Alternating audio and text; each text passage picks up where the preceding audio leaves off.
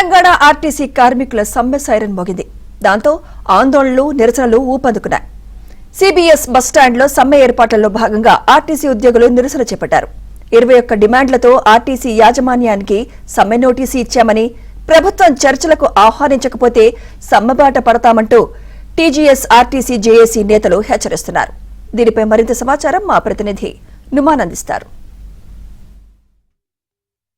Telangana RTC కార్మికులు సమ్మెకు సిద్ధమంటున్నారు. ఇప్పటికే 21 డిమాండ్లతో ఆర్టీసీ యాజమాన్యానికి ఏదైతే సమ్మె నోటీసును కూడా ఇచ్చినటువంటి పరిస్థితి. ఈ నేపథ్యంలో ఇప్పటికే సమ్మె సన్నాహక ఏర్పాట్లను జోరుగా చేస్తున్నారు ఆర్టీసీ కార్మికులు. అందులో భాగంగా ఇప్పటికే కరపత్రాల ఆవిష్కరణతో పాటుగా ఏదైతే డిపోల వారీగా ఆర్టీసీ కార్మికుల సమావేశాలను కూడా నిర్వహిస్తున్నటువంటి పరిస్థితి ఉందని చెప్పవచ్చు. సో ప్రస్తుతం మనము సిబిఎస్ బస్టాండ్ దగ్గర ఉన్నాం. సిబిఎస్ బస్టాండ్ దగ్గర కూడా ఏదైతే టీజీఎస్ఆర్టీసీ కార్మికులు పెద్ద ఎత్తున కూడా నిరసన కార్యక్రమంలో పాల్గొంటున్నటువంటి పరిస్థితి. సో జేఏసీ నేతల ఆధ్వర్యంలో ఏదైతే సమ్మెకు సంబంధించినటువంటి నిరసన కార్యక్రమాలను కూడా చేపడుతున్నటువంటి సిచ్యువేషన్ ఉంది. ఇప్పటికే ఆర్టీసీ యాజమాన్యానికి కూడా సమ్మె నోటీసులు ఇచ్చారు. సో ఈ నేపథ్యంలో దాదాపు 21 డిమాండ్లను కూడా ప్రభుత్వం దృష్టికి తీసుకువెళ్ళినటువంటి పరిస్థితి. ప్రధానంగా వారి డిమాండ్లు ఏంటి, ఏం చెప్పదలుచుకున్నారు, సో ఈ రోజు కార్యక్రమం ప్రధాన ఉద్దేశం ఏంటని కూడా తెలుసుకుందాం. మనతో పాటు మాట్లాడడానికి ఆర్టీసీ జేఏసీ చైర్మన్ కూడా వారితో కూడా మాట్లాడదాము. వెంకట గారు చెప్పండి, ప్రధానంగా ఏ డిమాండ్లతో వెళ్తున్నారు?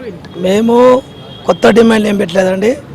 ప్రభుత్వం ఇచ్చినటువంటి హామీలనే మేము డిమాండ్గా అడుగుతున్నాం. ప్రభుత్వంలో విలీనం చేస్తామన్నారు, ఆ విలీనం చేయమని చెప్పేసి అడుగుతా ఉన్నాం. అదేవిధంగా 2021 వేతన సవరణ చేస్తా అన్నారు, ఆ వేతన సవరణ చేయమంటున్నాం. ఇలా ఈ ఆర్టీసీని విస్తరిస్తాము, ఆర్టీసీని అభివృద్ధి పదంలో చేస్తా అన్నారు, ఆర్టీసీని అభివృద్ధి చేయండి, విస్తరించండి. కానీ అట్లా చేయకుండా ఈ ప్రైవేటు ఎలక్ట్రిక్ బస్సులు తీసుకొచ్చి ఆర్టీసీని ప్రైవేటు పరం చేద్దామని చెప్పేసి మరి చేయడాన్ని మాత్రమే మేము తీవ్రంగా వ్యతిరేకిస్తున్నాం.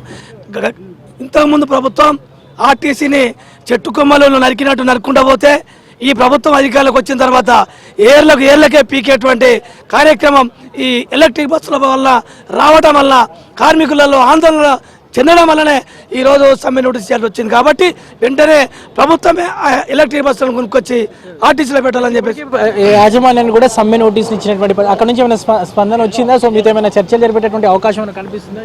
మాకు ఇంతవరకు ఎలాంటి స్పందన రాలేదు. ప్రభుత్వం నుంచి కానీ యాజమాన్యం నుంచి కానీ ఇంతవరకు ఎలాంటి స్పందన లేదు, చర్చలకు విలువలేదు. మేము ఎప్పుడు చర్చలు పిలిచినా కూడా సామరస్యంగా పరిష్కారం చేసుకోవడానికి మేమంతా మా జేఏసీ సిద్ధంగా ఉంది. మేము కూడా ఈ ప్రభుత్వమే కావాలి, ఆ ప్రభుత్వం మమ్మల్ని హింస పెట్టింది అని కోరి తెచ్చుకున్నాం.